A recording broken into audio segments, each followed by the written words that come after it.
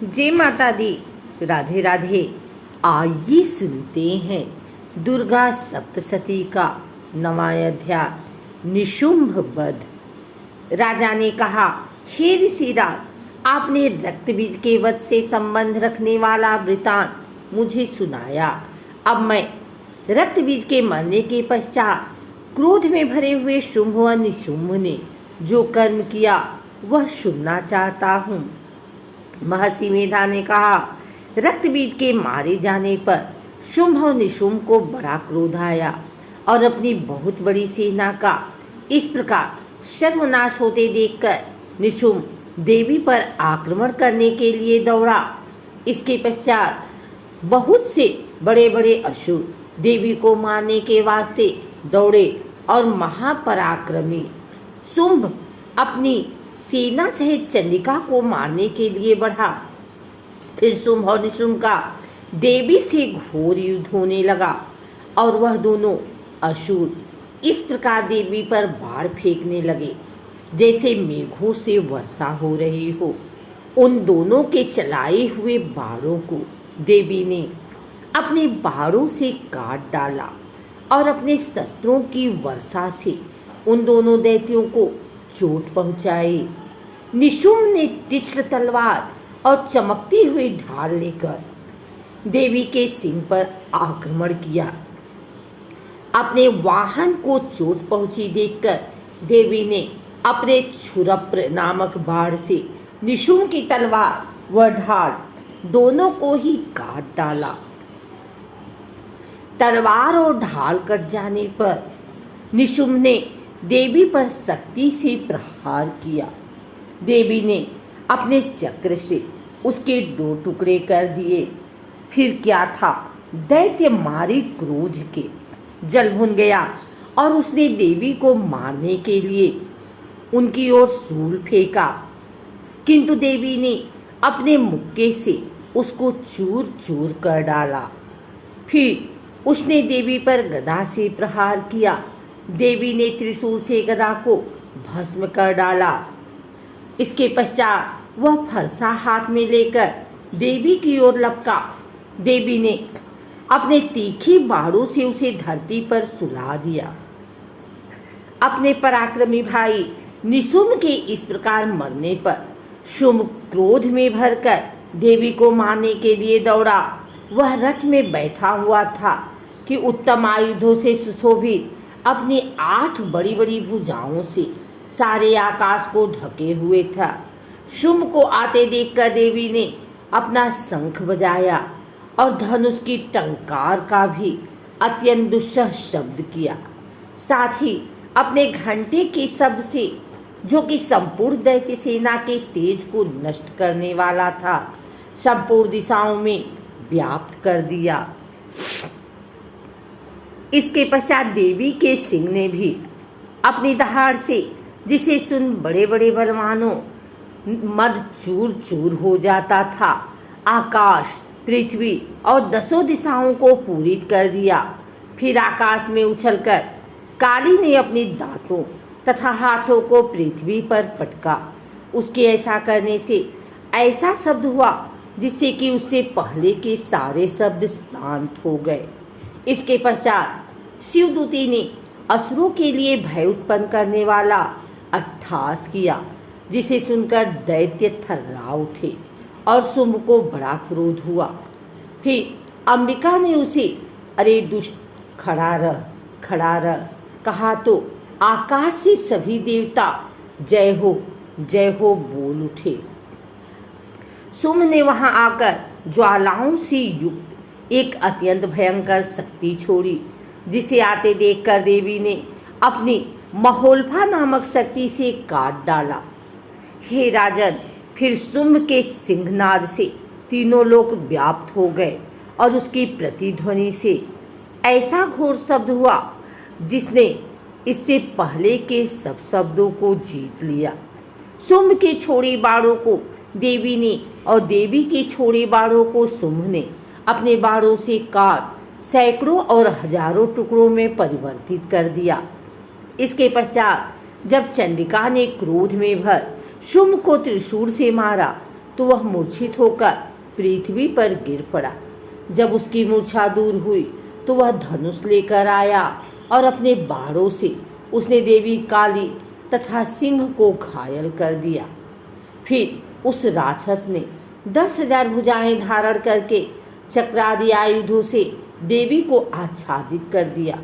तब भगवती दुर्गा ने कुपित होकर अपने बाणों से उन चक्रों तथा बाणों को काट डाला।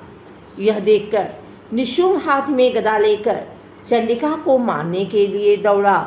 उसके आते ही देवी ने तीक्ष्ण धार वाले खड्ग से उसकी गदा को काट डाला। उसने फिर त्रिशूल हाथ में ले लिया। देवताओं को दुखी करने वाले निशुंभ त्रिशूल हाथ में लिए हुए आता देखकर चंडिका ने अपने शूल से उसकी छाती पर प्रहार किया और उसकी छाती को चीर डाला। शूल विदीर्ण हो जाने पर उसकी छाती में से एक उस जैसा ही महापराक्रमी दैत्य ठहर जा कहता हुआ निकला। उसको देखकर देवी ने बड़े जोर से ठहाका लगाया। अभी वह निकलने भी न पाया था कि उसका सिर अपनी तलवार से काट डाला। सिर के कटने के साथ ही वह पृथ्वी पर गिर पड़ा। तदंतर सिंह दहाड़ कर असुरों का भक्षण करने लगा और काली शिवदूती भी राक्षसों का रक्त पीने लगी। कौमारी की शक्ति से कितने ही महादैत्य नष्ट हो गए। ब्रह्मा जी के कमंडल के जल से कितने ही असुर समाप्त हो गए। कई दैत्य माहेश्वरी के त्रिशूल से विदीर्ण होकर पृथ्वी पर गिर पड़े और वाराही के प्रहारों से छिन्न भिन्न होकर धराशायी हो गए। वैष्णवी ने भी अपने चक्र से बड़े बड़े महापराक्रमियों का कचुम्बर निकालकर उन्हें यमलोक भेज दिया और एंड्रिना से कितने ही महाबली राक्षस टुकड़े टुकड़े हो गए। कई दैत्य मारे गए, कई भाग गए, कितने ही काली शिवदूती और सिंह ने भक्षण कर लिए। 10वां अध्याय प्रारंभ। महर्षि मेधा ने कहा, हे राजन, आपने प्यारे भाई को मरा हुआ तथा सेना को नष्ट हुई देखकर क्रोध में भरकर दैत्यराज शुंभ कहने लगा, दुष्ट दुर्गे, तू अहंकार से गर्व मत कर, क्योंकि तू दूसरों के बल पर लड़ रही है। देवी ने कहा, हे दुष्ट, देख, मैं तो अकेली ही हूँ। इस संसार में मेरे सिवा दूसरा कौन है? यह सब मेरी शक्तियाँ हैं। देख, यह सब की सब मुझ में प्रविष्ट हो रही हैं। इसके पश्चात ब्राह्मणी आदि सब देवियाँ उस देवी के शरीर में लीन हो गई और देवी अकेली रह गई। तब देवी ने कहा, मैं अपनी ऐश्वर्य शक्ति से अनेक रूपों में यहाँ उपस्थित हुई थी। उन सब रूपों को मैंने समेट लिया है। अब अकेली ही यहाँ खड़ी हूँ, तुम भी यहाँ ठहरो। महर्षि मेधा ने कहा। तब देवताओं तथा राक्षसों को देखते देखते देवी तथा शुंभ में भयंकर युद्ध होने लगा। अंबिका देवी ने सैकड़ों अस्त्र शस्त्र छोड़े। उधर दैत्यराज ने भी भयंकर अस्त्रों का प्रहार आरंभ कर दिया। देवी के छोड़े हुए सैकड़ों अस्त्रों को दैत्य ने अपने अस्त्रों द्वारा काट डाला। इसी प्रकार शुंभ ने जो अस्त्र छोड़े उनको देवी ने अपनी भयंकर हुंकार के द्वारा ही काट डाला।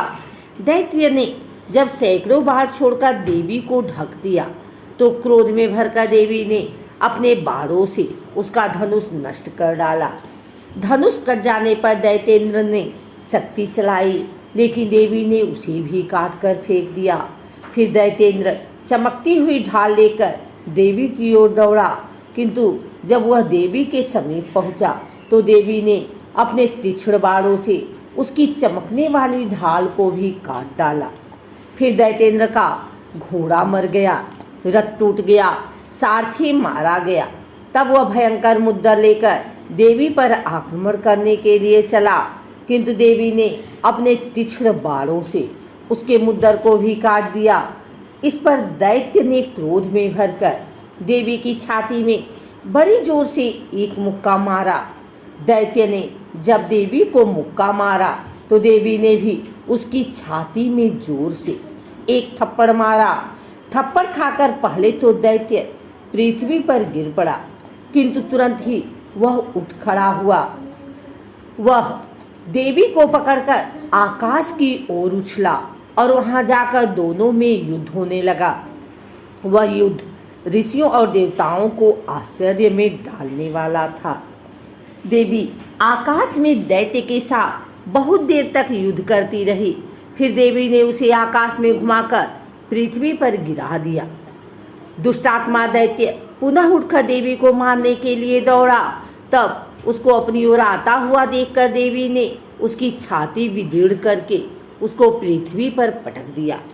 देवी के त्रिशूल से घायल होने पर उस दैत्य के प्राण पखेरु उड़ गए और उसके मरने पर समुद्र, द्वीप, पर्वत और पृथ्वी सब कांपने लगे। तदंतर उस दुष्टात्मा के मरने से संपूर्ण जगत प्रसन्न व स्वस्थ हो गया तथा आकाश निर्मल हो गया। पहले जो उत्पात सूचक मेघ और उल्कापात होते थे वह सब शांत हो गए। उसके मारे जाने पर नदियां अपने ठीक मार्ग से बहने लगी। संपूर्ण देवताओं का हृदय हर्ष से भर गया और गंधर्वियां सुंदर गान गाने लगी। गंधर्व बाजे बजाने लगे और अप्सराएं नाचने लगी।